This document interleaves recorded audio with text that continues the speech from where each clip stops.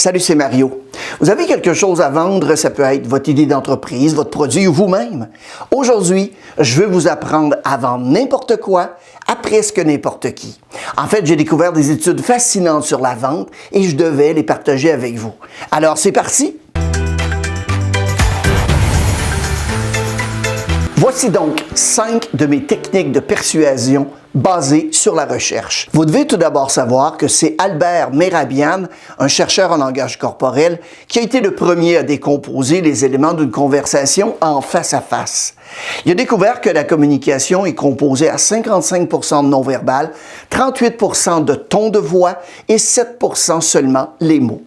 C'est de là qu'est née l'idée que la grande majorité de la communication est non-verbale. En ayant en tête le résultat de cette recherche, voyons maintenant nos 5 techniques de persuasion. Vous devez toujours commencer par un coup d'éclat. Une étude a cherché à savoir comment on pourrait faire pour augmenter les pourboires du service d'étage dans les hôtels. Ils ont découvert qu'il existait une astuce très simple pour augmenter les pourboires. On doit commencer par un commentaire positif. Lorsque les clients ouvraient la porte, les serveurs disaient « bonjour » et mentionnaient une prévision météo favorable pour la journée.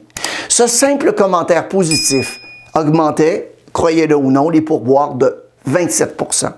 Comment ça peut vous aider? Eh bien, commencez jamais une réunion de vente ou un pitch de vente en parlant du mauvais temps, de la circulation ou de votre emploi du temps chargé. Commencez toujours par un commentaire ou une anecdote positive.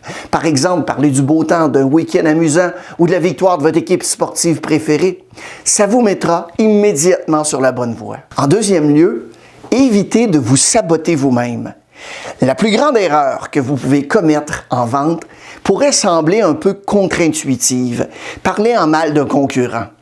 Des recherches ont mis en évidence le phénomène appelé le transfert des traits spontanés.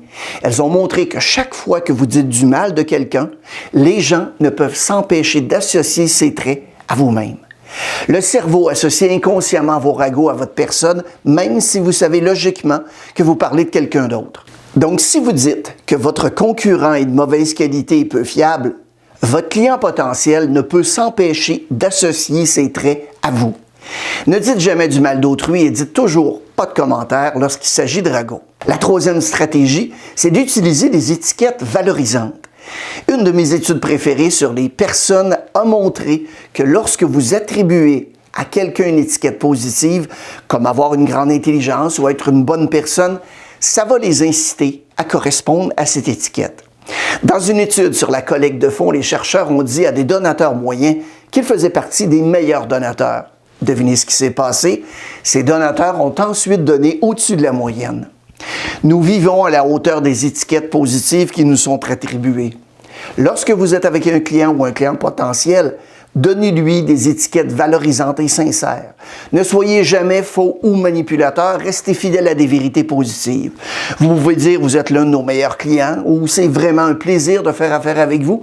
De cette manière, ils voudront réellement être l'un de vos meilleurs clients et feront des efforts pour être un plaisir à traiter avec.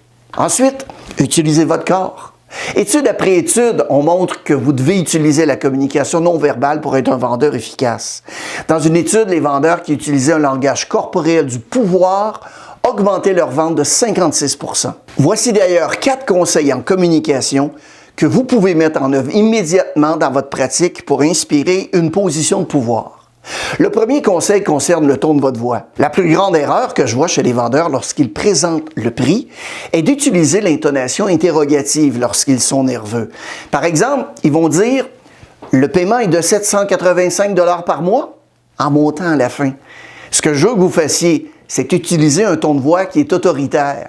Dites votre prix comme si vous le pensiez. « Le paiement est de 785 $ par mois ». La stratégie suivante, c'est le triple hochement de tête. C'est l'une de mes astuces préférées. D'ailleurs, il y a des recherches qui montrent que lorsque vous hochez la tête 3 fois après que quelqu'un ait fini de parler, cette personne parlera de 3 à 4 fois plus longtemps. Donc, si vous voulez que quelqu'un se confie ou vous donne plus d'informations, c'est l'astuce parfaite à utiliser. Le troisième conseil concerne la création rapide de liens.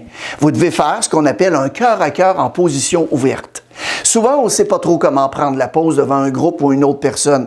D'ailleurs, laquelle, d'après vous, de ces positions est la meilleure?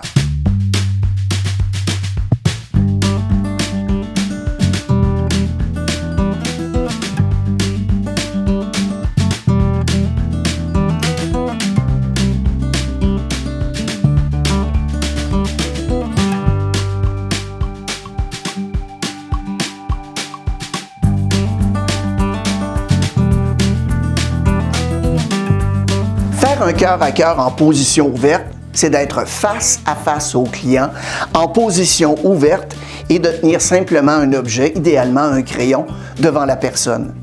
D'ailleurs, avez-vous remarqué qui pratiquent cette position? Les professionnels comme des pharmaciens, des docteurs ou des avocats. Le 5e et dernier point, terminez toujours sur une note positive. Laissez-moi vous expliquer une étude vraiment grossière, mais fascinante, sur l'un de mes sujets les moins préférés, l'écoloscopie. Vous ne saviez pas où allait aller cette vidéo, hein? La seule chose que j'ai jamais entendue sur les coloscopies, c'est qu'elles sont très désagréables et que les médecins savent qu'elles ont pas mal mauvaise réputation. En fait, ils ont voulu faire des recherches pour améliorer cette réputation. Et restez avec moi et je vous promets qu'il y a un point à cette histoire.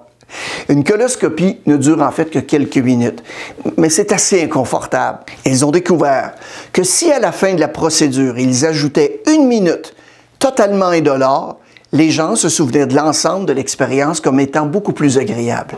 En d'autres termes, même si ça prend un peu plus de temps, terminer sur une meilleure note fait que quelqu'un va se souvenir de l'expérience entière comme étant vraiment meilleure.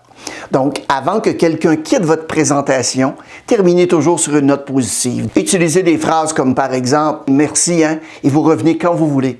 C'était un plaisir de vous rencontrer. Faites donc un compliment et ça va rendre tout le temps passé avec vous encore meilleur. Et puisque j'ai dit qu'on devait finir sur une note positive, je vais pratiquer ce que je prêche et je vais terminer sur cette vidéo sur une note assez haute. Preuve que le ridicule ne tue pas. Je vais vous laisser sur mes danses préférées du temps que j'étais au secondaire. 1, 2, 3, go!